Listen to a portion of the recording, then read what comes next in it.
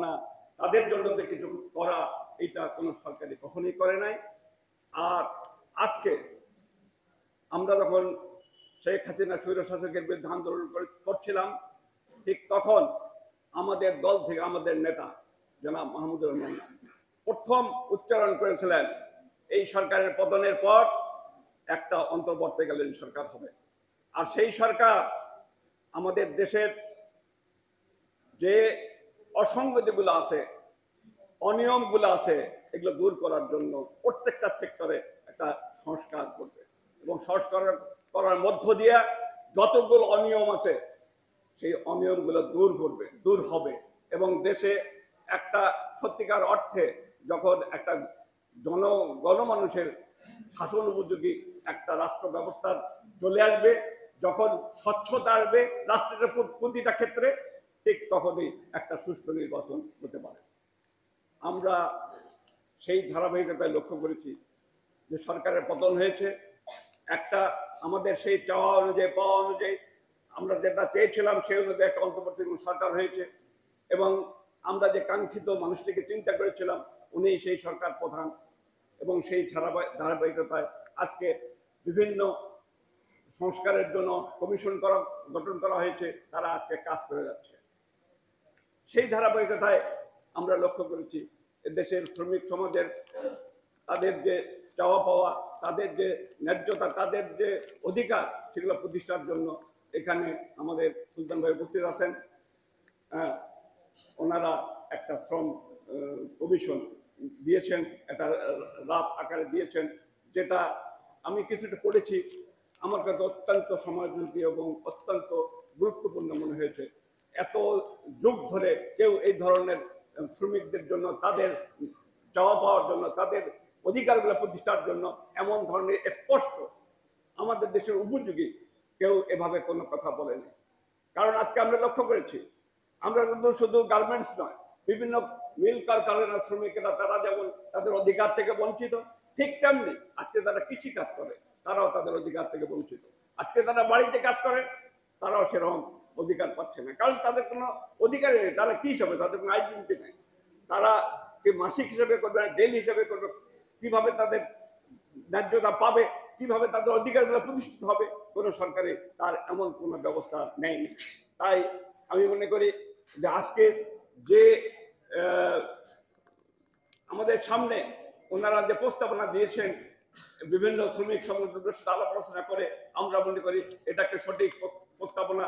এই প্রস্তাবনার আলোকে যদি এদেশে সত্যিকার অর্থে এই আলোকে যদি আমাদের রাষ্ট্র ব্যবস্থা সেই সব অধিকারগুলো প্রতিষ্ঠিত করে শ্রমিকের জন্য, তাহলে তারা অন্ততপক্ষে তাদের যে মৌলিক চাহিদাগুলো বাঁচার জন্য এটা তারা পাবে এবং তাদের পরিবারে আজকে যে অভাব অনটন সেটা দূর হবে।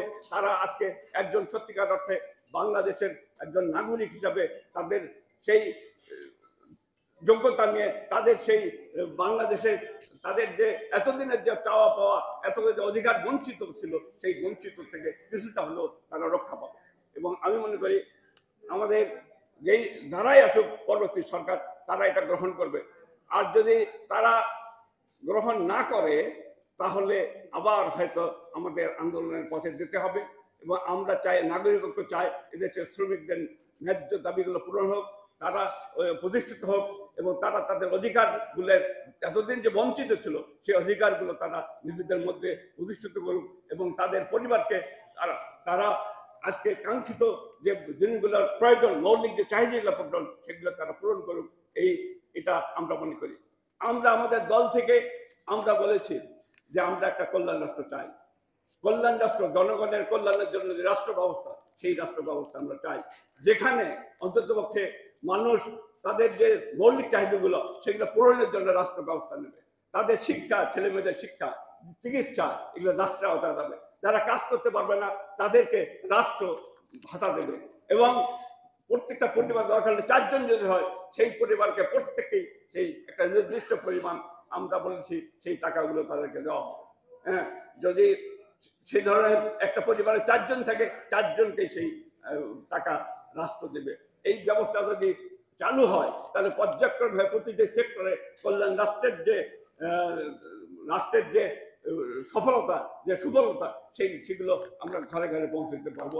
এবং এদেশের মানুষের এতদিনের যে আজকে বঞ্চিত মানুষগুলো যে অধিকার পায়নি, সেই অধিকারগুলো প্রতিষ্ঠিত হবে। আগামীতে এমন ধরনের একটা কল্যাণ রাষ্ট্র চাই, সেই রাষ্ট্র ব্যবস্থা কায়েমের জন্য আমরা কাজ করছি। এবং আগামীতে আমরা এই জন্য আমাদের গণমানুষকে এই কল্যাণ রাষ্ট্রের ধারণাটা সম্বন্ধে আরো দেব, এবং আমরা বিভিন্ন এলাকায় মানুষকে সংগঠিত করব, তাদের মধ্যে দেব একমাত্র কল্যাণ রাষ্ট্র ব্যবস্থায় আপনাদের অর্থনীতি মুক্তি দিতে পারে। কারণ কিন্তু আমরা যে জিনিসটা লক্ষ্য করছি যে আমাদের দেশকে নিয়ে একটা ষড়যন্ত্র হচ্ছে। আজকে অনেকেই প্রকাশ্য বলতেছে আপনারা কি সংস্কার করবেন করেন, আমরা ক্ষমতায় গেলে এইসব সংস্কার মানব না, আমরা এসব চেঞ্জ করবো, বদল দেব সংখ্যাগরিষ্ঠের জোরে। যে এমন উদ্ধত্ত, বলেন আমরা কি করতে পারেন? মানুষকে এই কথাগুলো বুঝতে হবে এবং তাদেরকে এর বিরুদ্ধে আজকে কথা বলতে হবে, সংগঠিত করতে হবে। তাদের এই উদ্ধত্তের জবাব ভোটের মাধ্যমে আগামী দিন দিতে হবে। আরেকটা দল যারা আজকে আমরা দীর্ঘদিন আমরা ধারাবাহিকভাবে আন্দোলন করেছি, সেই আন্দোলনে আমরা অনেক কখনই ধারাবাহিকভাবে তাদেরকে দেখিনি। তারাও আজকে এই পট পরিবর্তনের পর আজকে এই আন্দোলনের মূল হোতা হিসাবে নিজেদের দাবি করছেন। তারাও আজকে রাষ্ট্র ব্যবস্থায়